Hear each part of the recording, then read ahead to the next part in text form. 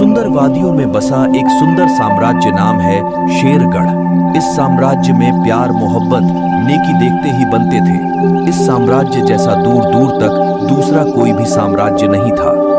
शेरगढ़ के राजा महाराज शूरवीर शेर सिंह थे। महाराज शेर सिंह के दरबार में आए दिन कई मुद्दों पर बहस होती रहती थी।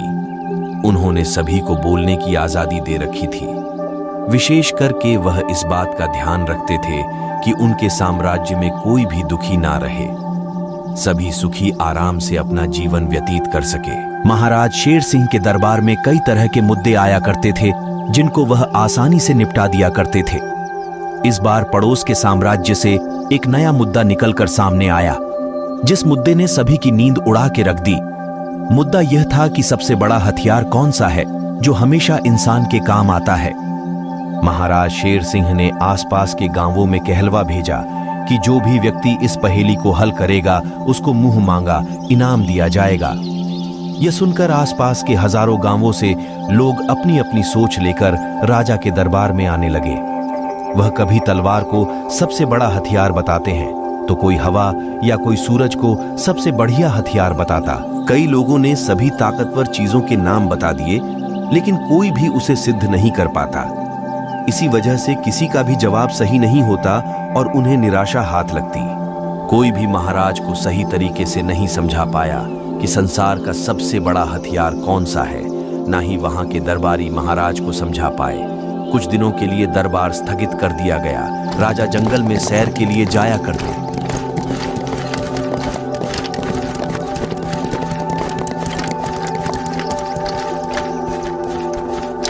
महाराज शेर सिंह उनकी कुलदेवी के मंदिर के सामने अपने दरबारियों के साथ वार्तालाप कर रहे थे और आसपास के प्राकृतिक दृश्य का लुत्फ भी उठा रहे थे। अचानक सामने हो रही घटना पर उन सभी की नजर पड़ी।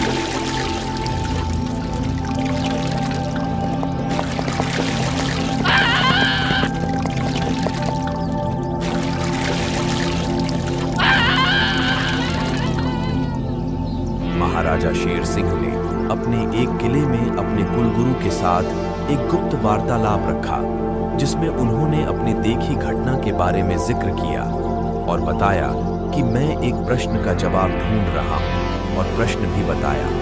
राजा की बात पूरी सुनने के बाद कुलगुरु बोले, राजन, आपका यह जो प्रश्न है इसका जवाब इसी घटना में छुपा हुआ है।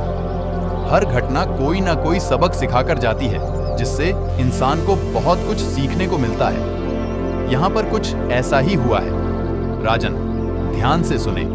संसार में जीने वाला छोटा से छोटा जीव हो या बड़ा सा बड़ा जीव हो या मनुष्य हो, भगवान ने सभी को अपनी सुरक्षा के लिए कुछ ना कुछ सुरक्षा कवच के रूप में कोई चीज दी है। जैसे मधुमक्खियों को डंक दिया है। यदि मधुमक्खी को कोई परेशान करता है तो वह इस परेशानी को दूर करने के लिए अपने डंक का उपयोग करती है और अपने आप को उस समस्या से निकालती है। वैसे ही जैसे सांप होते हैं, इनके पास भी दूसरे जीवों की तरह एक हथियार होता है।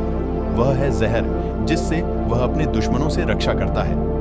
इसके जहर का उपयोग करके इंसान दवाई बनाता है। धीरे धीरे महाराज को यह समझ में आ गया कि सभी जीवों के पास उनके अपने अपने हथियार होते हैं, जिनसे सभी अपनी सुरक्षा कर पाते हैं और सुरक्षित रहते हैं।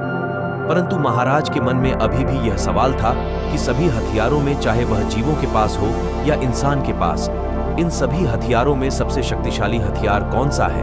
महाराज का दूसरा प्रश्न सुनकर कुलगुरु बोले, राजन, इंसान के पास उसकी बुद्धि सबसे बड़ा हथियार होती है। वह अपनी बुद्धि से ही बहादुर, ईमानदारी, दयालुता, बेईमानी जैसे कई गुणों को बनाता है और उसे तोड़ता भी है। परंतु राजन, इस बुद्धि का यदि सही जगह इस्तेमाल हो तो ही आपका सबसे बड़ा हथियार हो सकता है, वरना यह बेकार हो जाएगी। वैसे ही यदि बड़ा से बड़ा हथियार यदि आपके हाथ में भी है, उसका सही उपयोग होना बहुत जरूरी है और सही समय पर होना बहुत जरूरी है। तभी वह आपका सबसे बड़ा हथियार बन पाएगा। चाहे काम आने वाली चीज कितनी छोटी क्यों ना हो, वही आपका सबसे बड़ा और शक्तिशाली हथियार है।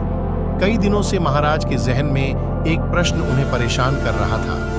आज उनका जवाब उनके कुलगुरु ने उन्हें बखूबी समझा दिया था।